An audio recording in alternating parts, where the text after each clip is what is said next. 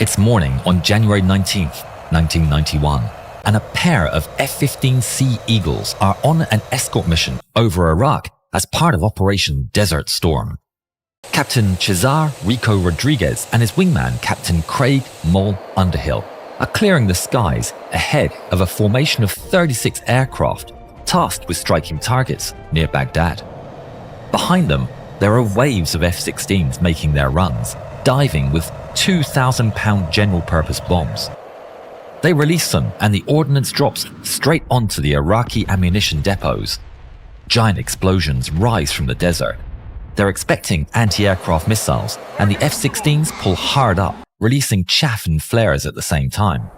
But instead of missiles, the Iraqi Air Force has dispatched 2 pairs of the most advanced fighters at their disposal, MiG-29 Fulcrums.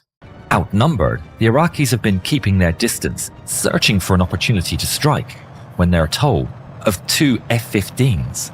Perfect targets. It's their chance, and the pair of Fulcrums races to intercept. In the F-15, Rico gets a message from his AWACS controller, Mark White. Rico, you have 2 hostile contacts. One bearing 040 for 35, second is 340 for 65. Roger, we'll take the 040.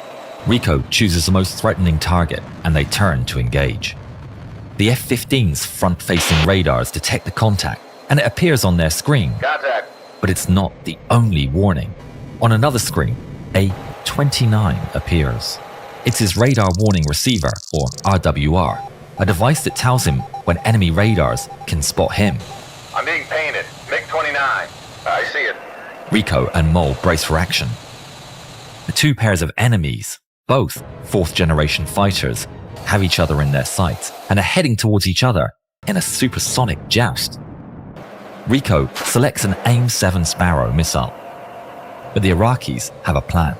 They dive far below the F-15s, attempting to use the ground clutter to conceal themselves from the radar. But it doesn't work. Aboard his F-15, Rico sees the single fuzzy contact split into 2 well-defined targets. I gotcha. It's 2 versus 2. Rico selects one of the contacts and locks it in. Aboard the Fulcrum, the pilot sees his radar warning receiver light up with the wail of a lock alert, but the Iraqis have yet another ace up their sleeve. They bank to the side, and suddenly, the warnings go silent. Rico's finger hovers over the weapon's release button when the radar contacts suddenly vanish from his screen. I lost it. It's a blind spot in the F-15's radar. Objects moving perpendicular to them are invisible, and the MiG-29s are exploiting it perfectly. Rico's frustrated, but it's a known tactic. The enemy reappears on radar 12 nautical miles away. Contact. He locks it in one more time, but doesn't fire. The AIM-7 Sparrow needs him to maintain lock throughout the missile's entire flight, and he knows the enemy are going to re-enter the blind spot before the missile has a chance to catch them. Once again, the enemy disappears. Lost it again. The MiG-29s keep maneuvering across the sky, toying with the F-15's radar, Contact. constantly blinking in and out from Rico's screen, keeping 12 nautical miles of separation. Lost it again. Rico can see what they're doing. The Fulcrums are dragging them along. Over at the AWACS, Mark White keeps an eye on the situation. As the F-15s make their move, they leave the airspace that Mark's responsible for, and following protocol, he hands over Rico and Mole to another AWACS controller. Rico and Mole keep up the chase across the sky when suddenly their RWR beeps with alarm and starts filling with detections up ahead. It's an entire field of S-125 Neva surface-to-air missiles set up to defend Baghdad. The enemy's trying to pull them into a killing field. They're dragging us into the city's anti-air. What are we gonna do? Rico checks in with the strike force and listens to the F-16s making their runs. If he and his wingman fly away, then the F-16s will be definitely intercepted by the MiGs. He makes a daring choice. Hold position. Keep pushing the bandits away until the strikes are done. Then we can get out of here. They hold their altitude and deliberately continue heading towards the enemy trap, buying the strike force the time it needs. The RWR clicks every time the enemy radars scan the F-15s, and they hear them getting more frequent by the second. But the Iraqis still have a cunning plan. They know the Americans can see the missiles. They're not the trap. They're the distraction. A third MiG-29 charges towards the F-15s from their left side, out of view from the F-15's front-facing radar, and with its own radar turned off so as not to appear in the F-15's RWR. Despite the fight no longer in his area of responsibility, in his AWACS, Mark White continues to take glances at the developing situation. He sees the new enemy approaching the scene and immediately realizes the danger. But for some reason, the F-15s are not evading the incoming contact. They keep flying straight, even as the bandit gets within 18 nautical miles. White gets nervous. It's well within the range of the R-27 missiles. 16 miles and there's still no reaction from the F-15s. He thinks about saying something on the radio, but he worries that if he disturbs them in the middle of battle, it could make the situation worse. 15 miles and still no reaction. 14 miles. White decides to act. Pop up, contacts, 330 degrees for 13 miles. It's right in the nick of time. Rico hears the call and instantly drops his fuel tanks and pulls hard towards the new contact, with vapor covering his wings. The moment his nose points towards the incoming Fulcrum, it appears on his radar. Bogey, Just 8 miles away, well inside the range of each other's missiles. At the same time, the Iraqi pilot, flying blind without his radar, is informed the Americans are right in front of him. He turns on his radar, and Rico appears on his screen. With this act, the ominous 29 appears on Rico's RWR. The two cutting-edge fighters are now aware of one another and are approaching at supersonic speeds. Rico selects the target on his display and locks it in, but he doesn't fire. The rules of engagement are that all contacts detected within 10 miles must be identified visually in case it's a friendly F-117 Nighthawk. Even with the 29 on the RWR and the imminent danger, Rico holds fire and orders Mole to run friend or foe ID on the contact. But there's no time. The Iraqi selects Rico's aircraft and locks him. Rico's RWR screams with a lock alert. I'm getting spiked. He immediately turns upside down and dives, releasing radar reflective chaff. I'm getting low. The terrain will confuse his targeting system. But it doesn't work. The RWR continues screaming in his ear, warning him of impending doom as he races down from 30,000 feet at the speed of sound. Rico whips his head left and right, desperate to spot the enemy. Mole locks the target, his finger hovering over the weapon's release button as he runs an ID procedure with the help of intelligence aircraft.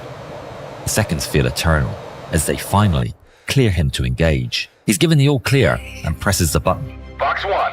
AIM-7 Sparrow shoots off from under the F-15 in a plume of smoke. Rico sees it streak across the sky, the smoke trail passing between his tails. He follows the smoke trail with his eyes and finally sees the MiG-29 aiming his nose down towards him. But it never gets to fire. The Sparrow rushes in and strikes it square on the nose. There's a giant flash and the MiG-29 disintegrates, tearing apart into a black smudge of oil and parts. Splash 1. A wave of relief washes over Rico as he pulls out from the dive at just 500 feet high. But over at the AWACS, White can see it's not over. Second group, north, 10 miles. Rico scans the skies. He considers turning away. By now, the strike package of F-16s is already heading home, so they've no reason to hang about. But the enemy is too close for comfort. They could be shot from behind. They need to fight. Rico turns north, and the enemy appears on his screen.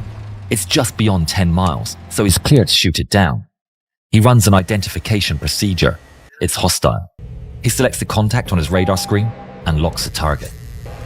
In the enemy plane, the Iraqi hears the lock alert and he breaks into a sharp evasive maneuver, but it makes no difference. Rico's lock holds strong as his finger hovers over the button. He lights up as a diamond on my scope. Say again? It goes from a solid radar contact to a diamond, which tells me he's friendly. Mole's systems have identified the contact as a friendly aircraft. In that moment, Mole is overtaken by a cold sense of dread. But Rico's confident it has to be another MiG. But he needs to prove it with his eyes. The two prepare for the fight. Rico elects to identify the target and Mole gets ready to take the shot. Rico races towards the enemy, which is coming straight towards and above him. He keeps low, letting the bogey get closer. Then he pulls up. engines burning at full throttle. He can see the belly of the bogey right in front of him, but it's still hard to tell what it is with the bright sky as background.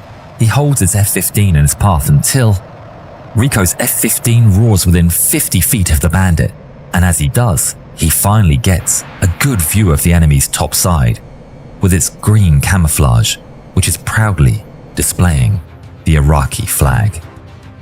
Hit the MiG-29! Rico makes a wide turn left as he soars over the MiG. Looking down through his canopy, he sees the MiG performing a flat turn left, holding his altitude. In that instant, he spots an opening, and the fancy shooter eye formation goes out the window. It's a dogfight. He turns upside down and pulls hard on the stick, cutting into the MiG's circle. He's crushed by 10 Gs of force, pushing the F-15 to its limits. He sees the MiG roar past in front of him, and he pulls hard left to follow. Rico sees the MiG flying away, but he knows he has the advantage. The MiG pushes down, trading altitude for speed. Rico follows him, spiraling down towards the desert floor as the paths of both jets converge. Rico sees a MiG scream through the merge. He's getting closer. He pulls hard, feeling the blood rushing down from his head as he does everything to bring the Fulcrum into his sights. Far above, Mole can see his leader tangling with the enemy and spots an opportunity. I can come in. Stand by. But Rico can feel it. This one is his. He sees the MiG coming back and they roar past one another. He almost has him, but they can't keep up this trajectory as they're rapidly running out of altitude. Rico pulls with all he has, powering through 10 Gs of force. Through the crushing Gs, he sees the beautiful sight, the Fulcrum, moving into his sights. Rico selects an A9 Sidewinder and starts to pull, aiming ahead of the MiG for the best chance of impact. But the Iraqi pilot sees it, and a desperate last-ditch attempt, he turns upside down and pulls hard towards the ground. Rico's ready for the Iraqi to try something, but he's shocked to see the MiG dive straight for the sand. He doesn't even think of following and pulls up to the left, letting the MiG go. The Iraqi pilot starts to pull up and is crushed by extreme G-forces as his plane continues towards the ground. The sand fills his windshield as he pushes the afterburners to maximum. His MiG screaming as it pulls beyond its G limits. He's doing everything to bring the nose up, but it's not enough. And the MiG-29 Fulcrum and its Iraqi pilot crash into the desert sand. Rico's heart races as he comes down from the adrenaline high. He's won. Mole appears 2 miles off his right. Tactical, right side. And Rico can finally afford to relax. Let's go home. Cesar Rico Rodriguez would tally up 3 victories total in his career, making him tied for the top spot of MiG victories for pilots after Vietnam. We hope both pilots like our film. It was close today. 2 same-generation fighters. True, not like when our F-16s ate Hawks for breakfast. Watch the full film here.